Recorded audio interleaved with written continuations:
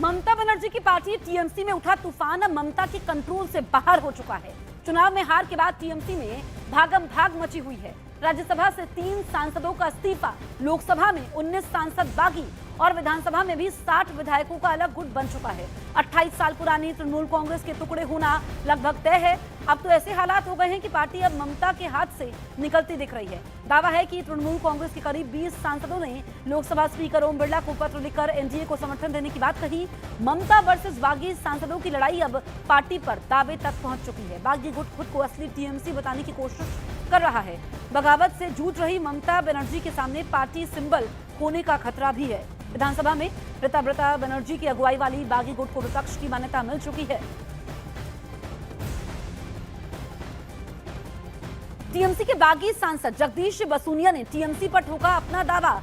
News 18 India पर बोले जगदीश बसूनिया, हम ही असली टीएमसी हैं। एनडीए के साथ जाने की जताई इच्छा, साथ ही कहा कि हम अगले सोमवार को स्पीकर के पास जाएंगे और असली टीएमसी का दावा भी करेंगे। हमारे सहयोगी रवि सिंह के साथ जगदीश बसूनिया की एक्सक्लूसिव बातचीत आप देखिए। टीएमसी के बागी सांसद जगदीश चंद्र वर्मा बसूनिया है बातचीत करने के लिए। सर, ये बताइए कि जिस तरीके से कुछ सांसदों की तरफ से एक सिग्नेचर का लेटर आया, कितने सांसद हैं आपके साथ में जो टीएमसी यानी कि ममता बनर्जी के अपोजिट है? 19 सांसद ने सही किया है और ये 19 सांसद हम स्पीकर के पास चिट्ठी दे दिया है।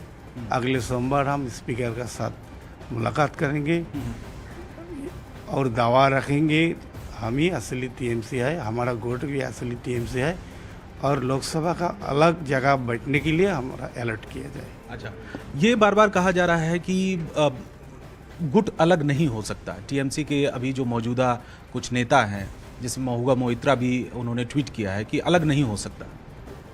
वो महुआ मोइत्रा का ट्वीट का कोई इरादा नहीं है, क्योंकि जो लोकसभा का स्थिति है, टीएमसी का 28 सांसद है, उसमें 19 सांसद ने सही किया है और मौजूदा जो गुट बनाने के लिए 2/3 मेजोरिटी चाहिए, वो हमारा पास है। अच्छा, इस बीच टीएमसी सांसद शत्रुघ्न सिन्हा का बड़ा बयान सामने आया है। उन्होंने साफ शब्दों में कह दिया कि अभिषेक बनर्जी मेरे नेता नहीं है, ममता के अलावा मेरा कोई नेता नहीं है।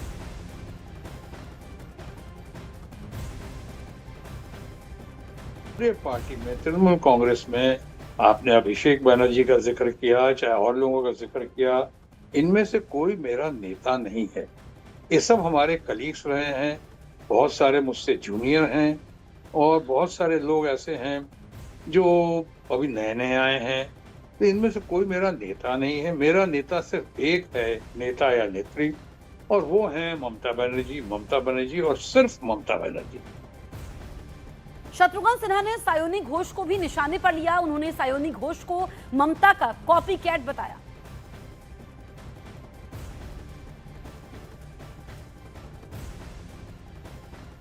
तो ममता की कॉपी कैट आज दीदी के खिलाफ है, ये शत्रुघ्न सिन्हा ने कहा। ये वक्त एकजुट रहने का था। शत्रुघ्न सिन्हा ने बड़ी बातें कही है और शत्रुघ्न सिन्हा ने यह भी कहा कि मेरा ममता के अलावा कोई नेता नहीं है।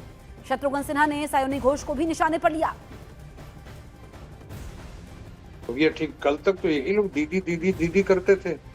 दीदी के साथ मिलकर कदम से कदम मिलाकर आगे चलने की बात करते थे, वादा करते थे, दावा करते थे। कुछ लोग तो ऐसे हैं सांसद या हैं ऐसी जो बिल्कुल दीदी की कॉपी कैट थी। उन्हीं का नकल कॉपी करना, चलना बैठना, इतना उनके ऊपर दीदी समाये हुए थे।